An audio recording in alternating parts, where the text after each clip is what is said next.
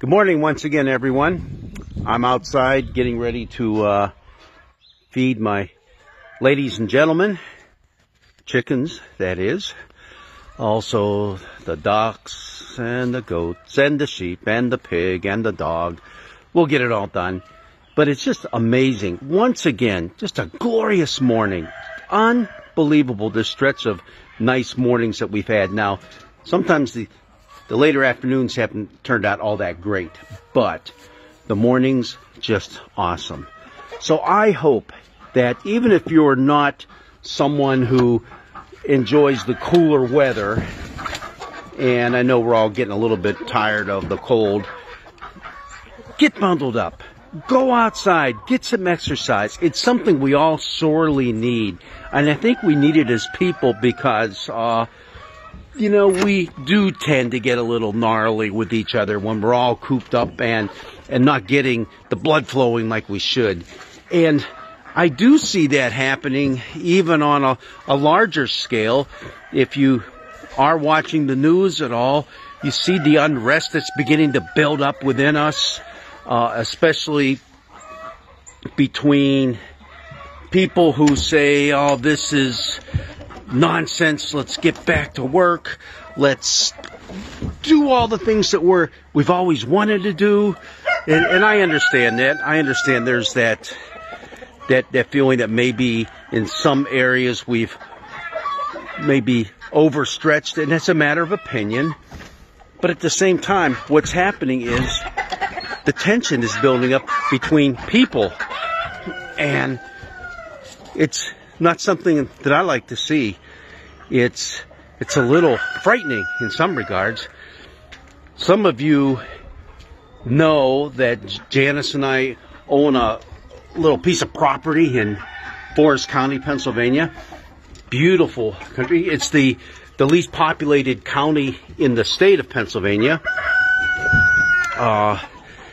And it's comprised mainly of those of us who own a chunk of property away from our house. That is, we're the ones that basically keep the county running with our tax dollars. All right, that's not the issue I'm talking about. The issue I'm talking about is some of the nastiness that's going on and some of the nastiness that's being spewed about by those who say, stay home. Yes, they said if the governor of Pennsylvania, as well as New York and New Jersey and Ohio, all say stay at home, that means you campers too, don't be bringing your virus to us. All right, yeah, I get it, but the nastiness and the cruelty, I'll tell you right now, I had given thought to making a trip down there just to say, okay, how are things going down here? Can I do a little bit of cleanup while things are slow as far as getting out to see people type of thing? Maybe this is a good time to do it. I don't dare do it with a New York plate on my truck. That would be about the last place I could go right now. And to me, that's sad. That's sad that it's got to that point. There are massive protests in some states now on government steps saying let's get open back up. And I know we're all frustrated, but we need to have a little bit of trust at this point. We need to use a little bit of common sense to say we don't want to give up the gains that we've had in slowing this virus down. And it does look like there's some promising things on the horizon that the scientists are gaining a little bit of ground on finding some answers. So we need to use our head. I didn't want to get into a big rant about this today, but at the same time, it fits into our gospel lesson that we'll be having tomorrow. When Jesus entered the room to be with his disciples, a couple of things happened according to the Gospel of John. And one of the most important is one of the ones we often overlook. And that is, he offered to his disciples not once, but twice, a word of peace. Peace be with you. Peace be with you. And he breathed on his disciples, not that we're supposed to be doing that sort of thing now, but he breathed on his disciples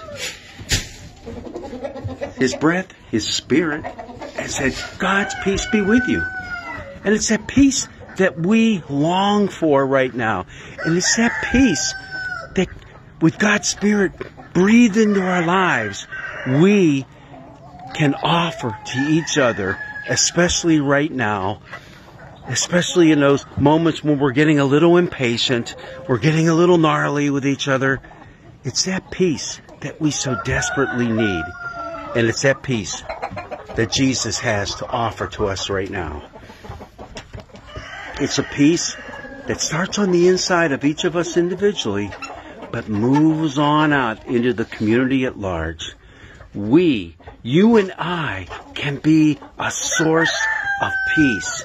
As we allow God's peace to flow through us, we can touch the lives of others.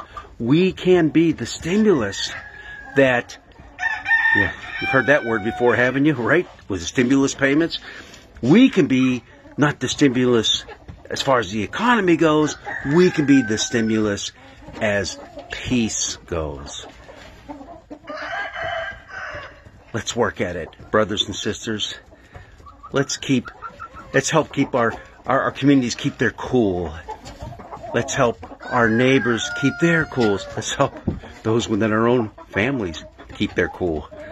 We can do it. We will do it when we allow that Spirit of God to move into our lives. God bless you. Have a great Saturday. Up this way, it's going to be in the 40s, but it's going to be sunny and bright. Get outside. Get some exercise. Get the blood flowing.